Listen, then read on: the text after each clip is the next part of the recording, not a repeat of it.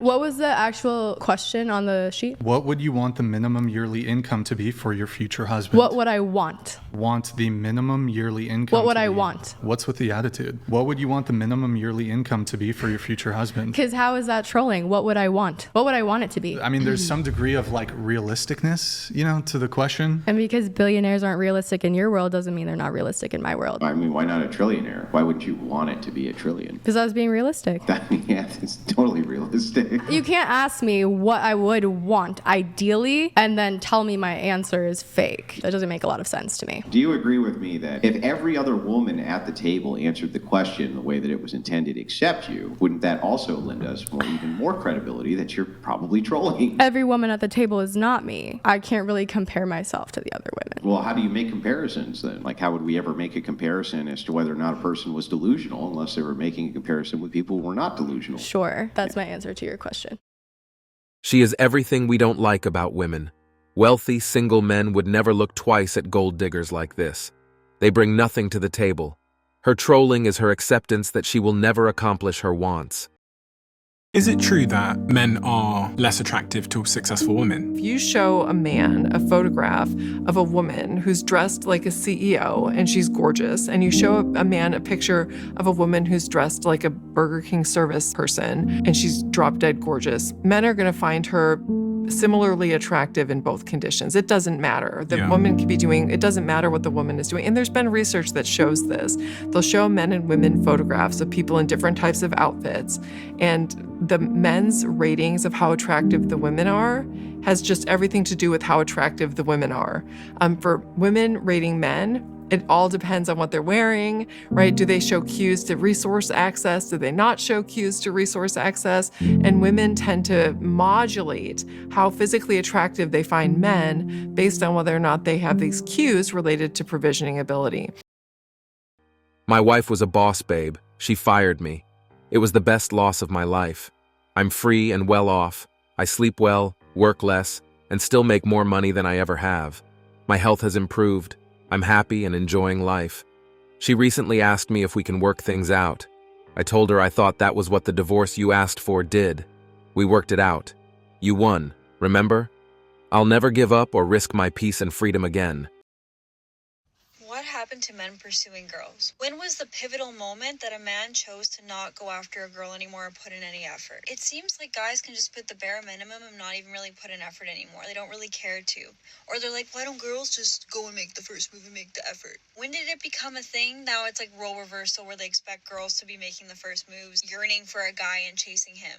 That is, I feel like, the downfall of why it's so hard to meet someone, because men don't put in effort anymore or don't care to put in effort. And a relationship won't work unless the guy likes the girl just a tiny little bit more. He has to like her just the tiniest bit more for it to work in the long haul. So it would make sense if a guy really wanted to get to know you, that he would go leaps and bounds to get to know you.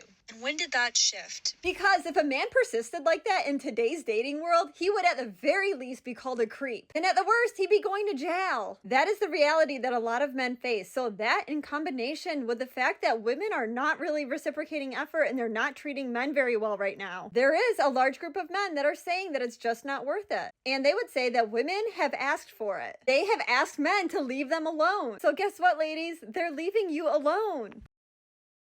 We're tired of being treated like crap for pulling 90% of the load. They stopped when women started calling us creeps for asking or showing an interest.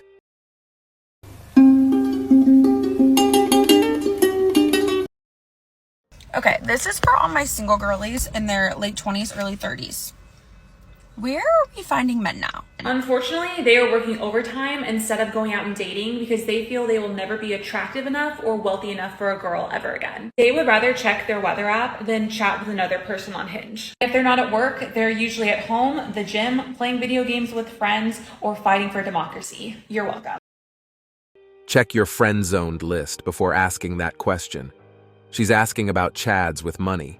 She's not interested in anyone else. That's why she's alone. Do you know what the funniest thing about so many men is nowadays? So many men are no longer scared of being single. They're now scared of being in a soul-sucking, detrimental relationship that's only going to waste their time, waste their energy, waste their effort, and waste their money. They would rather be single than be in a bad relationship. So it's not that men are complaining because they're single. Men are complaining because they've just seen everything as such a waste of time for them lately. The men you're talking about aren't complaining, they've just opted out. Men are also going to other countries where women have proper principles and values. You want me to tell you another secret about women that I'm going to get into a lot of trouble telling you? And as always, this is something that they will take to the grave, I swear. Don't even bother asking her because it does not matter how good of a woman she is. She will not admit this. A woman that treats you differently and thinks of you differently after you are vulnerable with her does not love you. But let me get clear on this. She does not love you for who you are as a person. She likes you for what you provide, and she wants to continue to receive those benefits. But women truly reveal themselves when you're going through a difficult time or if you just share something vulnerable with her. Because women that are not with you for the right reasons and do not truly love you, she will view your vulnerability as a threat to what she wants to continue to receive from you. Whereas the right woman that truly loves you, this vulnerability will not be a threat. She actually will do everything that she can to make you feel better or to even support you. And this is why, guys, I highly recommend that you are vulnerable fairly early on in your relationships, because then you can determine earlier rather than later what kind of woman you have. I tried this after 5 years in. Should have done it in the first few months. Believe me, saves you lots of time for the right partner. Same reason I don't share with cops. Anything you say can and will be used against you.